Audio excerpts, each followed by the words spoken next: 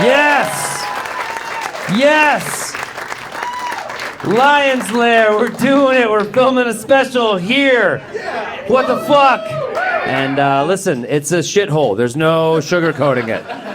There's no lipstick on this pig. I'm not gonna lie to you. If you have to go to the bathroom tonight, I'm sorry. I apologize.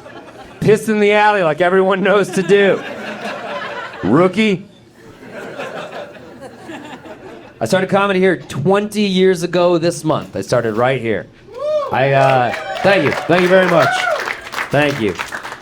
I was thinking that I wanted to try stand-up comedy. I learned there was an open mic here. I came and I checked it out one night. It was Mondays at 11 p.m. That's when it started. Picture this place, Mondays, 11 p.m. Picture it.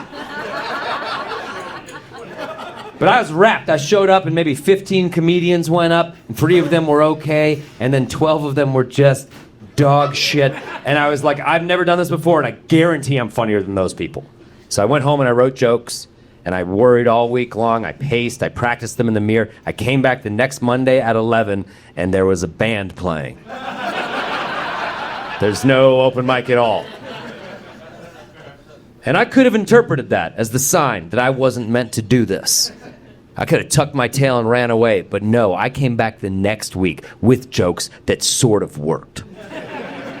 And I've been doing comedy ever since. And if I didn't do that on that night, 20 years later, almost 100 people in this room would have had to make other plans. Yeah. That'd be very inconvenient for all of you. You had sitters lined up. You would have adjusted, gone to a restaurant or a concert, but you didn't have to, because you came to the Lion's Lair for my special, and I sure appreciate everybody. Thank you very much. I have 2 kids, so you have to hear about it. That's how that social contract works. Sorry, but there it is. I have kids. A lot of people in this room have kids. I know that for a fact. If you don't have kids, and you're wondering if you're ready to have children, let me pose for you a hypothetical scenario, and it will let you know immediately whether or not you already have children. Imagine, hypothetically speaking, you're on vacation with your wife and your 2 boys, age 2 and 5, hypothetical. And you're at a breakfast restaurant, and you ordered breakfast, and the food hasn't come out yet, but the 2-year-old's acting like such a maniac that you're like, we just have to go. We have to leave the restaurant. We're never going to see this food. If we don't leave, we're going to get arrested. We have to go. And so you're like, you know what? We'll just go to a coffee shop. We'll get pastries. We'll get coffee. We'll go to a playground. They can run it out. It'll be perfect. But by the time you get to the coffee shop, the 2-year-old's been such a continual maniac that the 5-year-old is now sobbing. And your wife's like, I'm taking the 5-year-old to the coffee shop. You deal with the 2-year-old. I don't even want to fucking look at that kid anymore. And you're like, all right, I'll deal with the 2-year-old. So you're like wrestling with him. You're trying to get him out of that car seat, and he's punching you, and he's kicking you. And you're just like, how does this ferret have my DNA? And finally, you extract him out of the car seat and you put him on the ground. And that's when you realize the whole time he was kicking you, he had dog shit all over his tiny shoes. And it's now on your shirt and your pants and your person, generally speaking. Hypothetically, how would you deal with that, gang? What do you do in that scenario? No takers? Okay. All right, I'll tell you exactly what you do. There's only one right answer. You go back to the hotel that you're staying at, and you make your entire family watch you take a shower wearing Jess jeans. You lock eyes with your boys. You lock eyes with them. And you say, let this be the only memory you retain from this trip. Not the hike, not the hot springs. Dad in denim, showering, like Patrick Swayze before he shot every scene in the movie Roadhouse.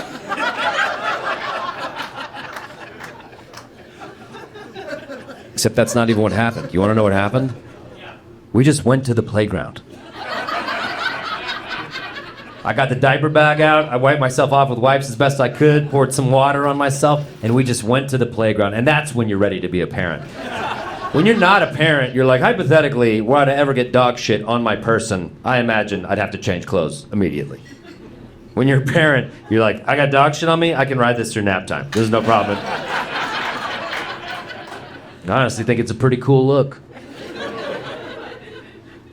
We go to the playground. It's a fancy playground. It's got a zip line. for the kids to just zip from the one platform to the other. I'm a good dad. I'm involved. I'm helping my boys. I'm ferrying them from point A to point B. And all the other kids on the playground, they got wind of it. They're like, look, a parent with some life in his eyes. Get him! And like suddenly all the kids are like, my turn, my turn. I'm like, okay. And I'm helping all the children, ferrying them across the zip line. And at some point, my boys lost interest and wandered off. And still just me helping the kids. And there's these moments in life where everything slows down and you zoom out and you see exactly what it is that you've become. And there I was, a man, vaguely wet, redolent of dog shit, on a playground playing with children who were not his own.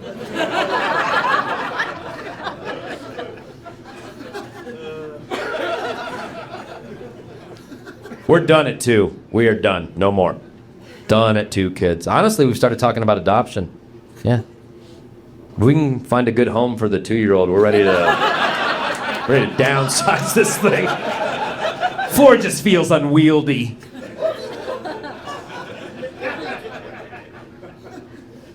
I gotta tell you guys, the parenting part, I love. I'm good at it, and I love it. The conversations with other parents, I could do without. I've had my fill for the rest of my life. And I'll get off the parenting thing for the non-parents, but let me give you one quick tip, which is this. No one warns you that a huge part of having children is riding the same insipid conversation carousel over and over and over again with people who the only thing you have in common with is that you had sex in the same calendar year. If I have to have one more conversation about neighborhood schools, I'm gonna fake my own death, I swear to God. I'm gonna stuff a mannequin full of meat and throw it under a passing bus. Move to the next city, start over. Get real into firearms and scratch tickets, hard pivot.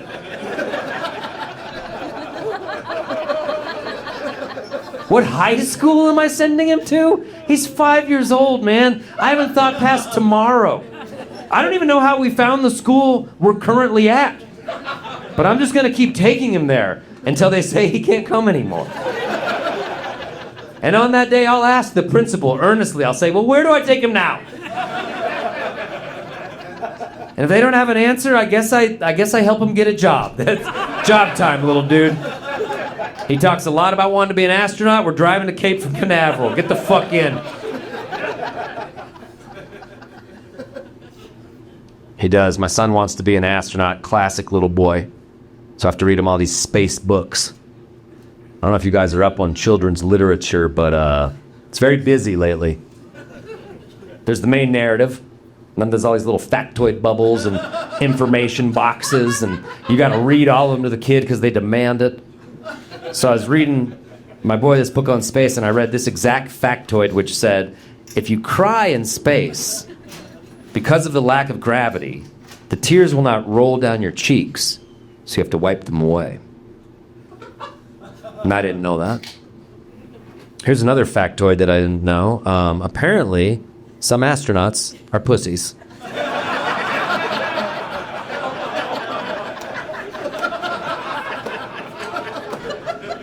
Some astronauts get to space and realize their problems have followed them there. Some astronauts get to the ISS, and all the other astronauts want to talk about is where are you taking your kids when you get back to Earth? It never ends. What do you guys think of the set? Pretty nice, huh? At any point, if you pull these curtains back, someone will be shooting up. And that's a cool feature of this set. Getting older. The thing about getting older is you don't realize you're getting older. You still think you're the same young buck you always were. Until you try something that you used to do with relative ease, and your body stages a violent insurrection against you. Like I recently threw out my back having sex with my wife. And yeah, she didn't ask me to try to suck my own dick in front of her.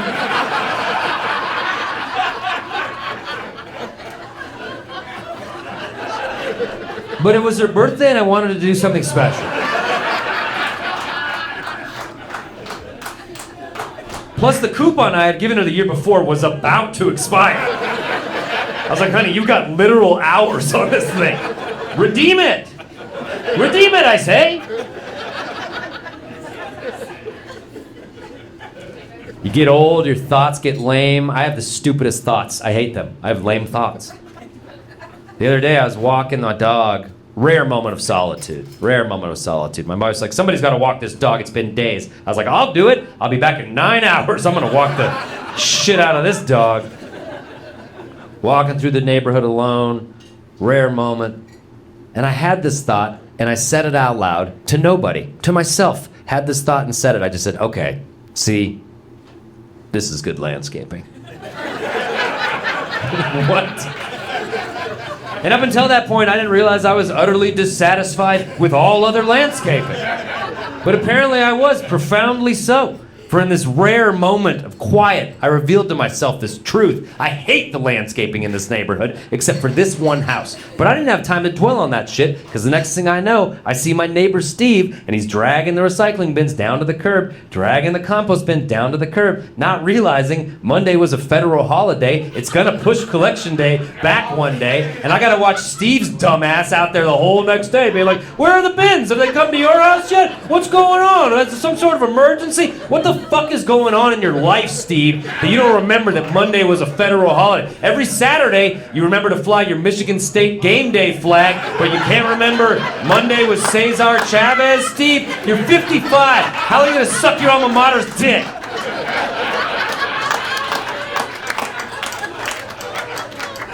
Plus, these squirrels are pissing me off. You know what I'm talking about? Squirrels are pissing me off, dude. Going at my bird feeders hard. You should have seen my porch on Halloween. What a goddamn mess. You know I'm a gourd guy. But that's fair. That's fair game, right? That's outside. That's our shared territory. Well played, squirrels. Check this shit out. Other day, my family and I, we go out to run some errands, and we left the windows up to air the house out a little bit. Screens down, but windows up. Get some fresh air in there. We come back. In the kitchen window screen, a squirrel had chewed a perfect squirrel-sized hole through the screen, and it was sitting on the carpet in our kitchen, and it had gathered all the apples in the house, and it had taken a bunch of little bites out of all of them. And he sees us, and he's like, oh shit! And he grabs an apple, and he darts out that hole, I swear to God, without even touching the mesh. Just like Thomas Crown Affair Squirrel Edition, just like, out. That is a transgression. That is a violation. And that is an escalation. So here's what I did. I followed that squirrel right back to its nest. And then I fucked his wife.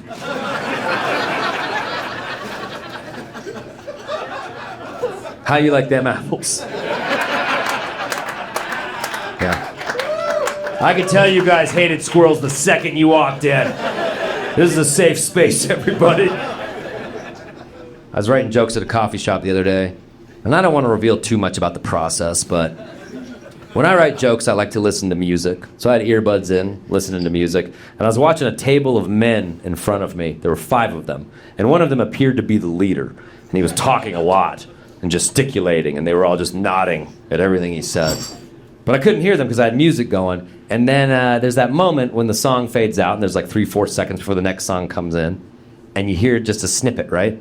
So I heard just a little window of their conversation, and the only thing I heard was this guy saying to all his friends, very seriously, just, mountain lions are watching you. Make no mistake about it, they're watching you. And then the song kicked in. And I don't know where that conversation went. And we're all from Colorado. We probably know enough to know that this guy was talking about hiking. And you don't have to be scared about mountain lions. They know when you're coming long before you know they're coming, and they want to avoid you. It's all safe. But I like to think this guy wasn't talking about any of that shit at all.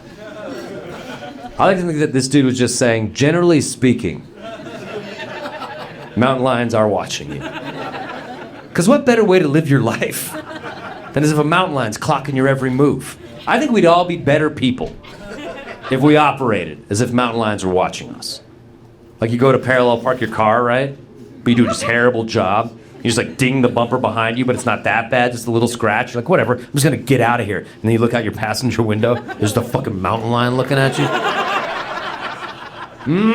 He's just nodding his head, no sir. Write a note, leave your email, dude. Do the right thing. Oh, you're fucking right. You're walking down the street, you're drinking a La Croix. I say La Croix, I'm super fancy. You're drinking a La Croix, you finish it, but there's nowhere to recycle it, and you're like, I don't want to just carry a can around all day. I'm just going to throw it in a trash can. You want to throw it in a trash can? Huge paw just reaches out, grabs it. Hey man, take that home, recycle in your own bin. Planet's dying, that's my habitat. Fucking right. You're right. You're in a hotel room, late at night, alone. You're like, you know what, I'm just gonna jerk off. Get your laptop out, then you look over at that one weird hotel chair. There's just a mountain lion watching you.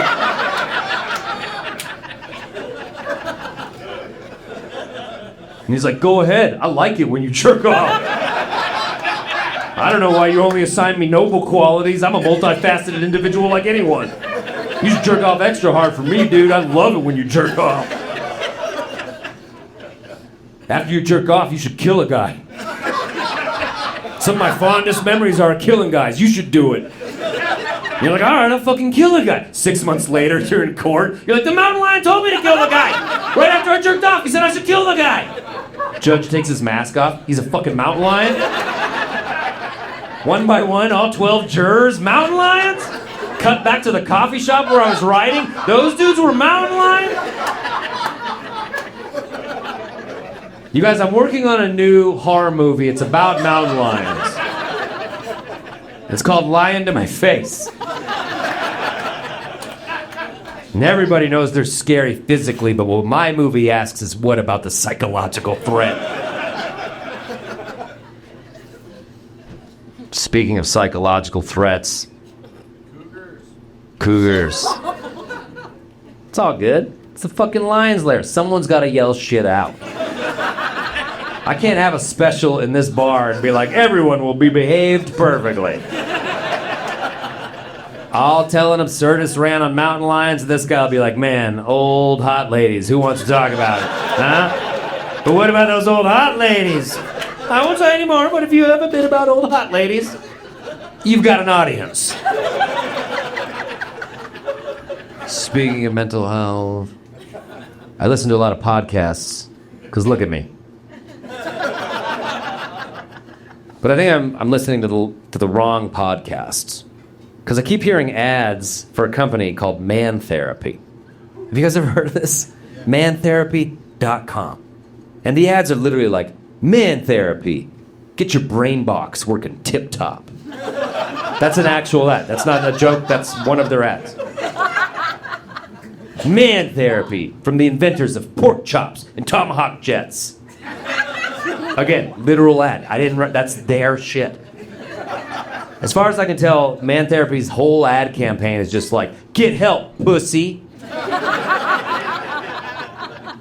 And as somebody who's gone to a lot of therapy and sees nothing emasculating about mental health, I just like really resented these Man Therapy ads. So I was like, I'm gonna go on stage, I'm gonna tear Man Therapy a new one. It's gonna be so sweet. But this voice in my head was like, hey dude, why don't you look up what Man Therapy is before you just blindly attack them on stage? I was like, good point, voice in my head. And so I researched it. And Man Therapy is an organization trying to get men aged 25 to 35 into therapy. And we all know men aged 25 to 35. They're your Tylers, they're your Zanes. They're your Taylors, they're your Danes. And it seems real cool from afar. Nothing but e-scooting and fingering, right? But then turns out they get home and they're punching walls.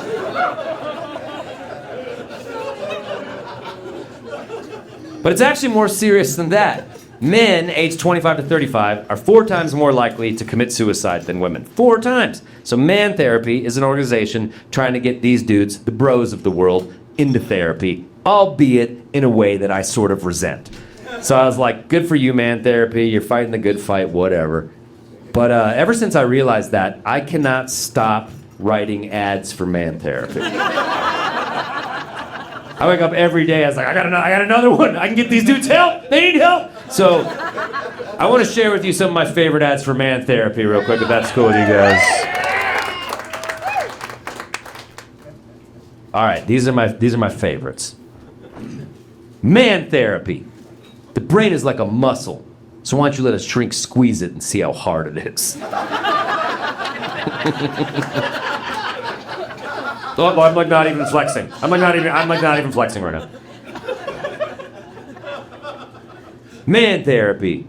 Figure out why you only call your brother when the Broncos lose.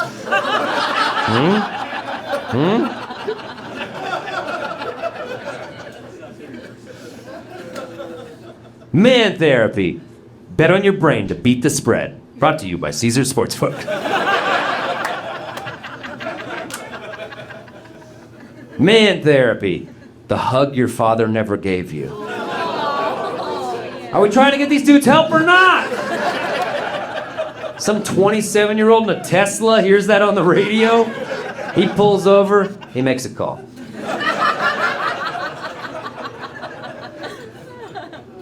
Man therapy. Remember when you called your brain gay and shoved it into a locker? Isn't it time you checked on it? It's been like a decade. Man therapy. Hey dude, know how you're banned from your kid's soccer game for yelling at the refs? Well, a shrink just has to take it because you're paying them. Man therapy. It's pledge week in the fraternity upstairs. Time to kill a freshman.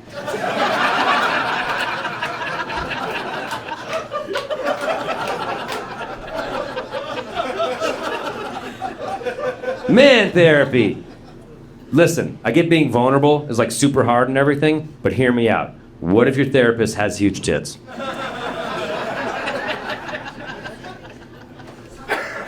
Man therapy. Dude, remember what a badass Brad Pitt was in Fight Club? He didn't have a six-pack, he had like an eight-pack, so shredded. Well, turns out he was actually the hallucination of a dangerous schizophrenic. So, you know, maybe you should talk to somebody or something. You sure do cry during a lot of Red Hot Chili Pepper songs.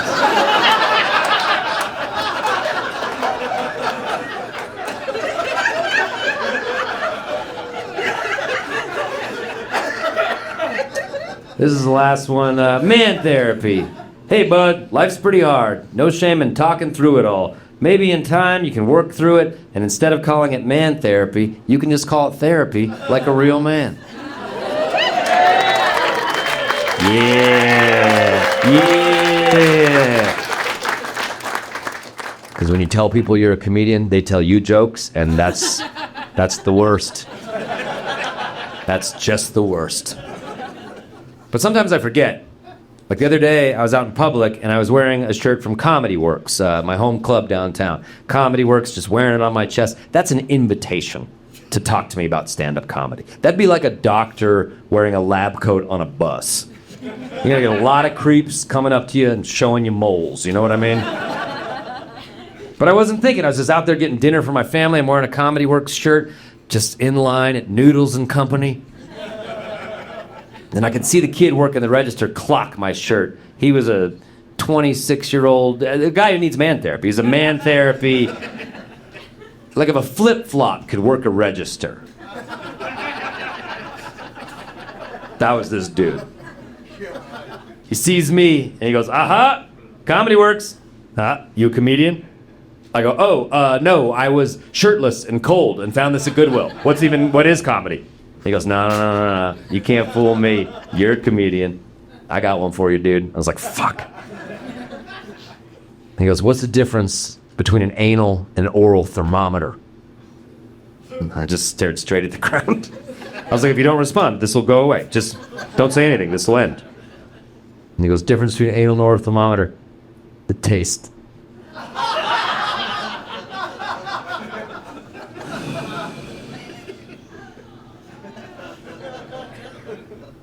said, I'll have the quattro formaggio tortellini.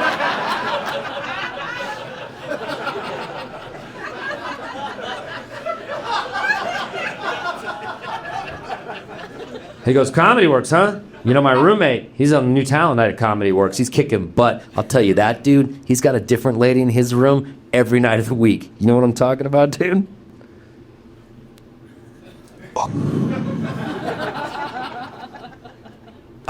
Two kids, mac and cheeses. Large Caesar salad for the missus. He goes, here's another one for you. I go, fuck. He goes, why is that Easter bunny always hiding out those eggs? Again, I didn't say a word, didn't engage. And he just goes, because he doesn't want anybody to know he's been fucking all those chickens.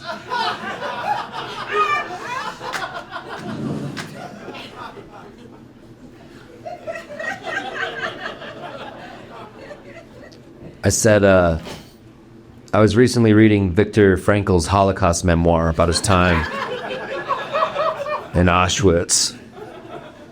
And he said that the trick is to try to find meaning in the suffering. And the kid goes, that's real. He goes, you ever wish that asteroid that took out the dinosaurs would hurry up and take us out too? I said, dude, every day of my life. And he goes, I don't know why I tell these stupid jokes. I just think I hate this job. I'm kind of lost in the world. It helps the time pass. I go, yeah, that's real, dude. I don't know why I told you I'm not a comedian. I am a comedian. Just every time I tell people that, they tell me jokes and then they act like I should be impressed. They didn't write that joke. They fucking heard that joke. I wrote my joke. And I just don't want to get into it. And he's like, you're a comedian?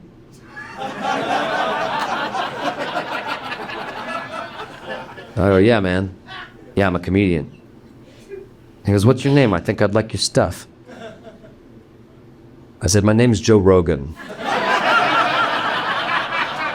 And I think you would love my stuff. Joe Rogan. What if your gym teacher had a podcast?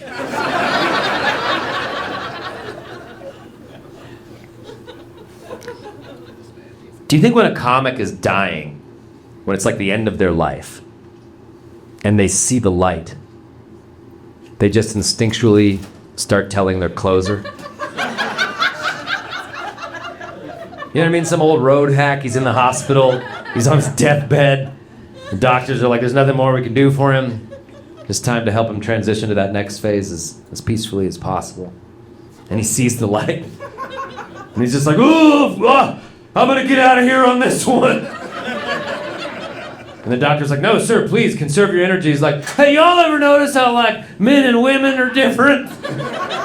Sir, please, die with a little dignity. I'm begging you. No, hear me out. It's like, men are from Mars, and women, how come you're so uptight about your anus? Beep, beep, beep.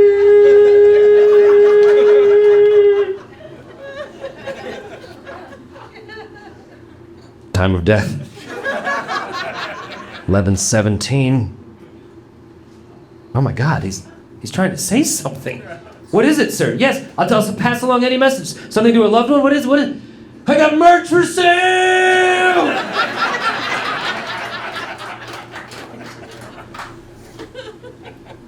I do have merch for sale. Whenever you talk to people about comedy, they want to know the hardest you've ever bombed. They want to know the worst it's ever gone for you. They're like, tell me the hardest you ever ate shit in comedy. And I always had a stock answer for that. It was Tacoma Community College. I played there during lunch hour in the cafeteria for ESL students eating. That was one of the worst gigs I ever did. And I'd always tell people about that story when they're like, tell me the worst one. What's the worst it ever got? But I'm not too happy to let you know that I now have a new worst story ever because I recently bombed in front of John Elway. That's right. I ate shit in front of retired Hall of Fame Denver Broncos quarterback John Elway. And a lot of you are just like, well, whatever, dude, you've been doing it 20 years now. Just dust yourself off onto the next show, right? No, I don't think you understand. Because I was born and raised in Colorado. I'm from here. And when you say that now, I think it means something different than it did when I was a kid. When you tell people you're from Colorado now, they're like, Colorado? Awesome. I hear in Breckenridge, you can heli ski directly into a hazy IPA. And you're like, only if you're vaping, dude. You tell people you're from Colorado growing up, they're like, do you ride a horse to school? And you're like, yeah, once. But I don't like to talk about it because we had to put the horse down for insubordination. Denver now, dynamic, vibrant city. Denver growing up, my friends and I are like, we gotta get out of this cow town. Denver growing up, there were only 3 things to do. You could go to the Mint. You could stare at the sun. And you could watch the Denver Broncos play football. And I gotta tell you guys, I was a pretty big fan of all 3. You couldn't get me out of that Mint. Not a day went by I didn't run in there after school and just yell, hey, whose dick do I have to suck to see the plates you used to make the Susan B. Anthony coins? And they'd be like, we're over here, kid. You've been staring at the sun again? I'd be like, no.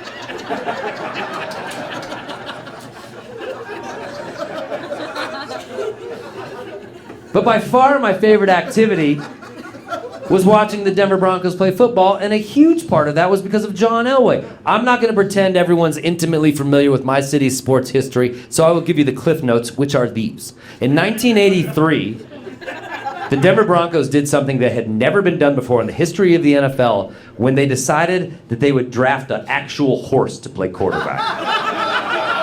No one had even thought to try it. And people were like, it's illegal, you'll get caught, you can't do that. And they're like, fucking A, we can't do that. We're the Denver Broncos. We can draft a horse. We got to do it before the Colts beat us to it. So we drafted a horse. That horse's name was John Elway. And my God, what a horse. That horse took us to 5 Super Bowls, winning 2 of them. And he did it in dramatic fashion. Blowouts, those first 3 losses. Epic blowouts. I can still remember 1989, 55-10 loss. I was 8 years old. I shouldn't remember that. I remember it. Those losses, they do a thing to a young man's psyche. It was just cementing every doubt you ever had about yourself. Denver's not good enough. Denver's a loser. And then my senior year of high school, and again my freshman year of college, the Denver Broncos won the Super Bowl as if to cement every hope you ever had for yourself. Denver is good enough. Denver is a champion. I'm good enough. I can be a champion.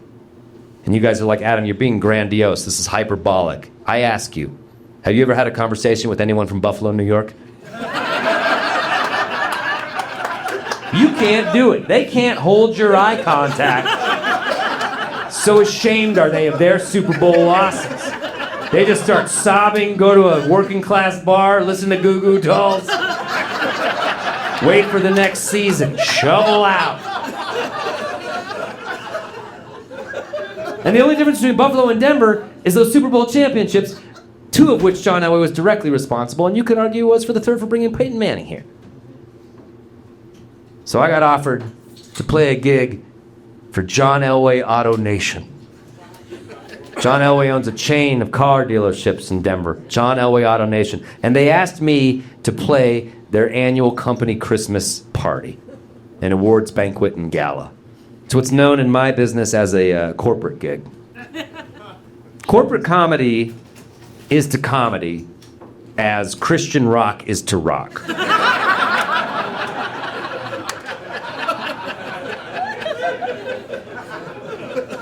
It's an abomination against God himself.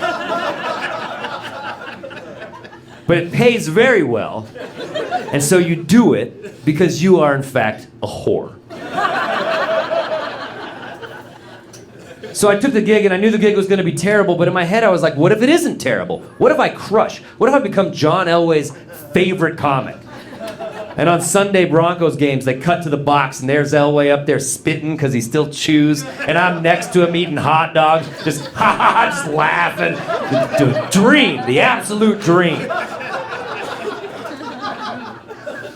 So I go to the Sheridan Conference Ballroom downtown, and I walk into what was hour 3 of 4 of this party.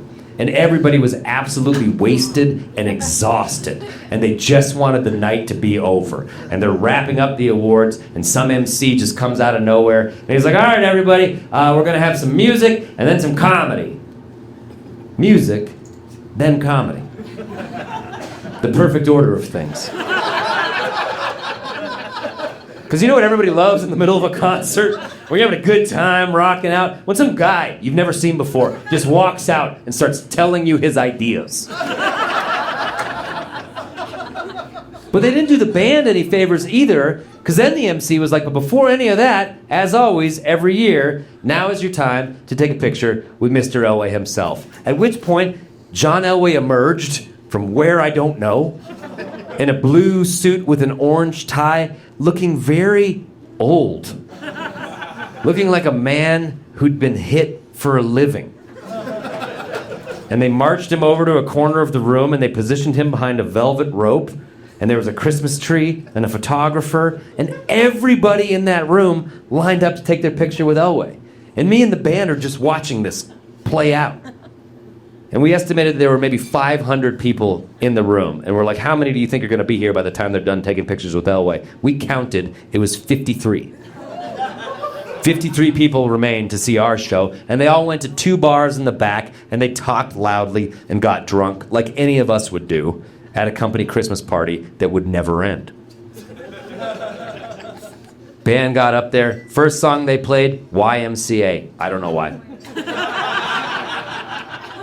Next song after that, like, celebrate good time. Come on! Like they were rocking the Republican National Convention. Which in a way they kind of were. They finished up their obligatory half-hour. MC reemerges. Literally, this is his introduction for me. He just goes, okay, and now the comic.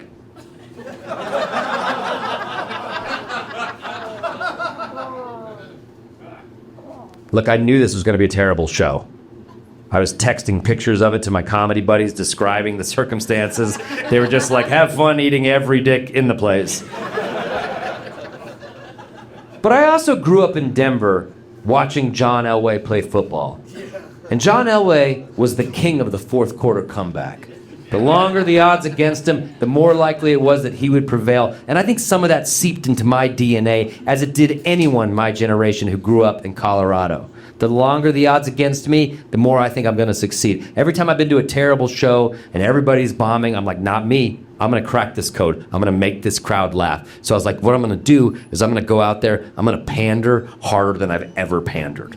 So this is literally the energy I greeted them with. I came out exactly like this, and this is what I said. I was like, hey guys, I know you're tired. I know it's been a long night, but you need to know how much this gig means to me, because I'm from Denver, and I grew up watching John Elway play football, and it means the world to me that I could perform for him and his sales force. This is a big deal.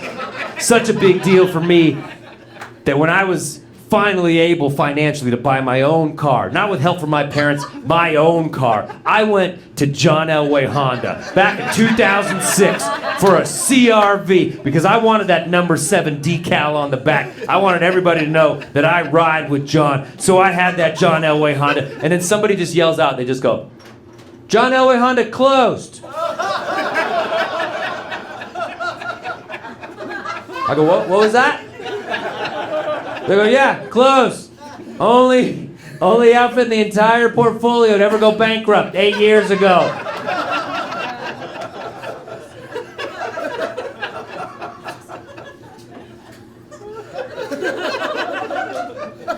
The rest of the show didn't go much better. I told jokes, they didn't like them. But more than that, they just weren't paying attention. They were in the back drinking. They just wanted me to shut up. And I just wanted to fulfill my time, to get the check. Until there was one very notable exception, which was the man himself, John Elway, who finished up taking photos and limped over to this seat, I swear to God, and looked up at me, just exhausted. And he gave me like a half smile, like, come on, kid. I could really use a laugh.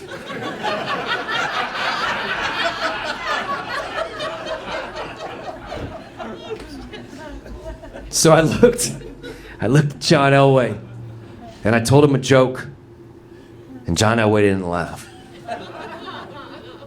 And I told him another joke, and John Elway didn't laugh. When you do corporate gigs, they tell you to keep it clean. They rate it like movies, PG, PG-13. They told me to keep this one PG, so everybody could enjoy it during the Christmas season. But I was bombing in front of my boyhood hero, a man whose poster I had on my wall. I had to make him laugh. I was like, I'm gonna tell John Elway a dirty joke. So I told John Elway a dirty joke, and he goes, ha! Just like that. Ha! A thick laugh, a robust laugh. A laugh that smacked of expensive scotch and finely upholstered leather chairs. And John Elway laughed, and then everybody at the table laughed, because they were all terrified of him. And I was like, John Elway likes the dirt. I'm gonna give him another one. I told John Elway another dirty joke. He goes, ha ha! Double laughs. He laughed so hard his shoulders shook. I will never forget the sight of John Elway's shoulders shaking. Those shoulders that carried an American city atop them for 2 decades, laughing at my joke. And then I was like, I'm gonna tell John Elway a joke about cum, and I did, and he didn't like it at all. It was too much. It was too far.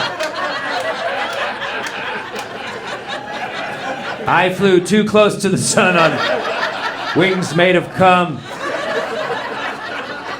I did something that I've never done before or since, which is to walk off stage without saying a word to anyone, exit the building, and go to a bar that I could be sure was far enough away that no one at the show could possibly arrive there, and I drank until life felt funny again. They had asked me to perform for 40 minutes that night. I got off the stage, I looked at my watch, I had done 19 minutes.